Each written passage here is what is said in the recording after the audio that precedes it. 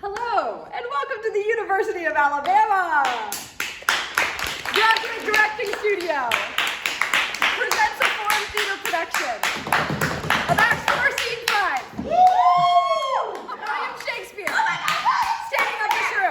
Oh my God! Wow! Please. Let's try. Okay.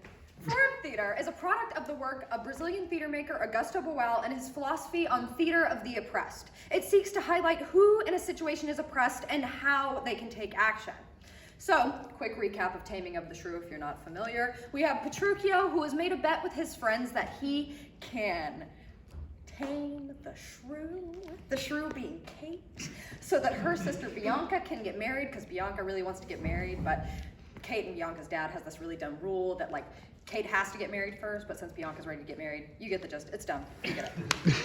So, after Petruchio has basically been like, I'm going to marry you, Kate finally doesn't deny him. And now they've been traveling on a dirt road for days, and Petruchio's been clothing Kate in rags and starving her. It's super romantic. And Kate is exhausted and starving and at her wit's end. Great. It's really cute, honestly. So, let me introduce our actors really quick. First, we have Quinn Conrath. I forgot to introduce myself. My name is Mary-Clare, and I will be playing Hortensio, Petruchio's friend, and Vincentio, an old man traveling on the road. We also have Maggie Gilroy, who will be playing Kate. And so, a scene unfolds on the road to Padua.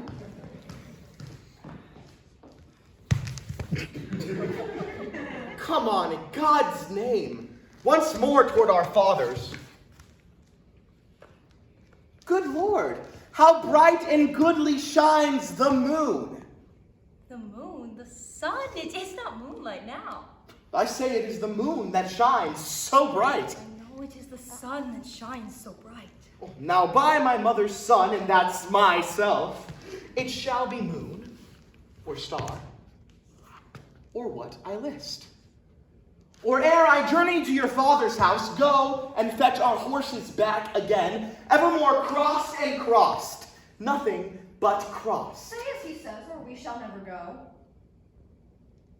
Forward, I pray, since we have come so far, and be it moon or sun or what you please, and if you please to call it a rush candle, henceforth I vow it shall be so for me.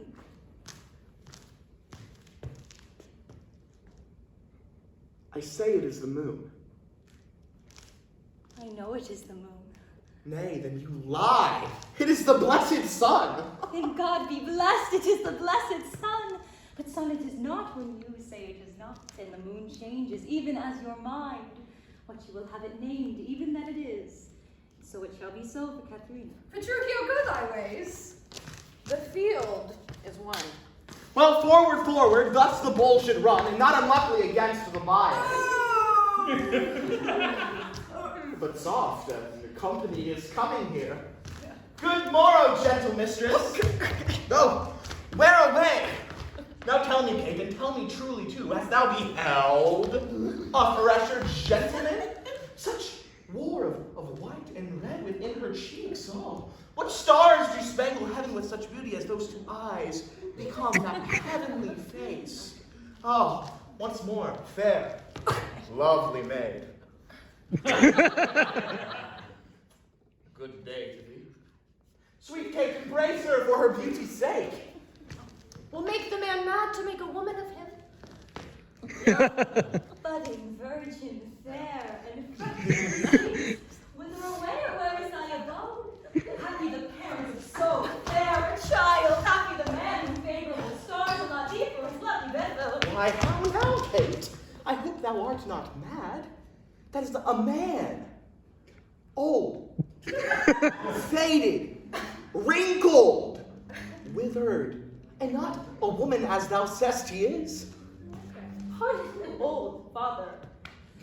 My eyes have been so bedazzled by the sun that everything I look on seemeth green.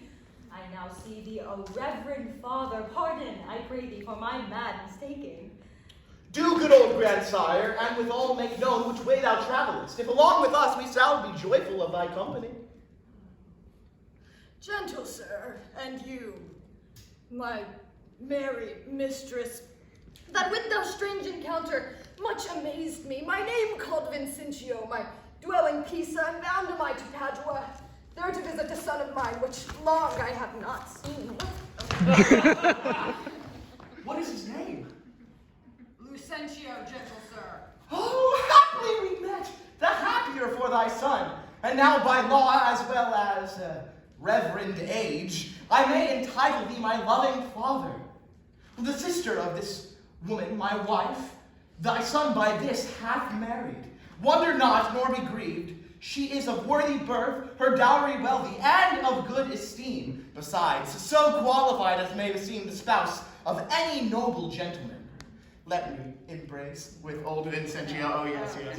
And wander we to see thy honest son, who will of thy arrival be full joyous. Oh, but is it true? Or is it your pleasure, like pleasant travelers, to break a jest upon the company you overtake? I assure thee, father, so it is. Come, go along and see the truth hereof, for our first merriment hath made thee jealous. Great, thank you. Quick round of applause. Okay.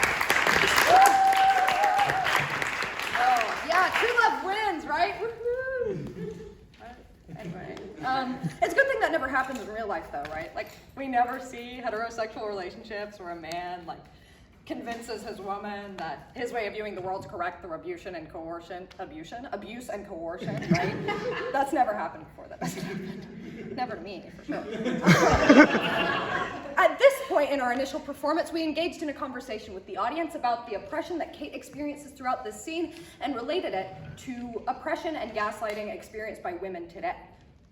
And so, after that, we decided to have audience members sub in for Kate in order to attempt to give Kate a different outcome, rather than one where she bows to Petruchio's blatant falsehoods in order to avoid punishment. So today we'll be acting out some of those for you. So here's the first attempt. Oh, come on, in God's name, once more toward our fathers. Oh, good Lord, how bright and goodly shines the moon. It's daylight. That's the sun. I say it is the moon that shines so bright. Why would it be the moon just because you say it is? That's exactly why. But it can't be. That's the sun. Factually. Well, that's just not the way it works. you know. Why? Well, that's not how it works in society, in the real world. Okay, well, in my mind. What if I say that in my mind, it is what it is factually the sun? Then we can both be right. I think that's the stupidest thing you've ever said. Why?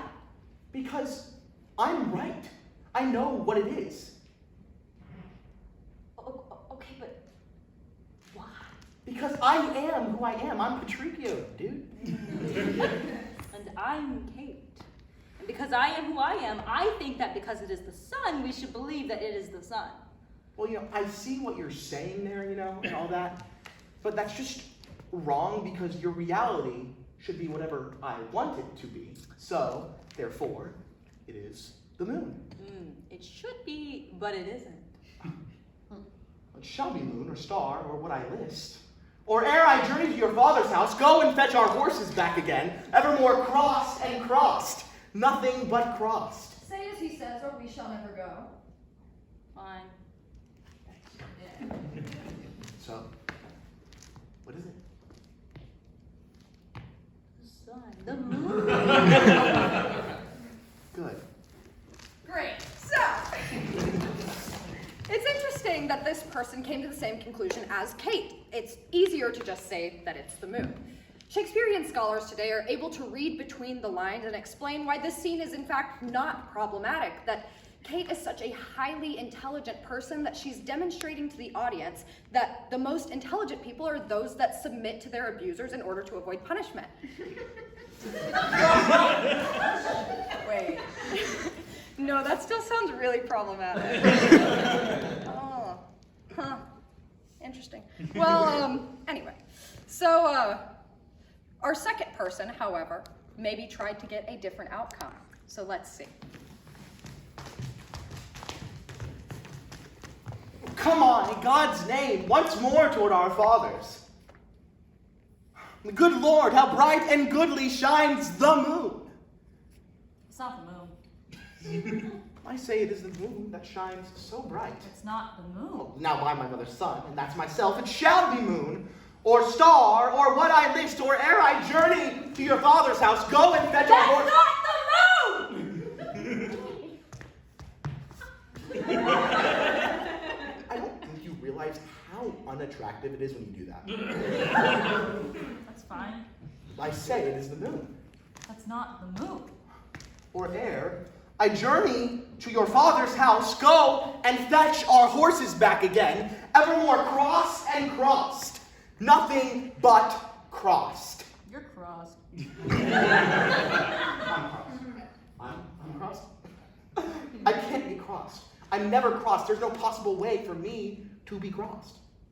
You're literally insane. Okay, true. But my insanity is your reality. No, it's not, because I'm literally sitting here to find you, you little bitch. Whoa! Whoa! Okay. Took it a little far there. Yeah. No, I mean, I'll just take my horses, my belongings, and go back to my house and leave you here to starve, die, whatever you want to do. Bet. Works for me.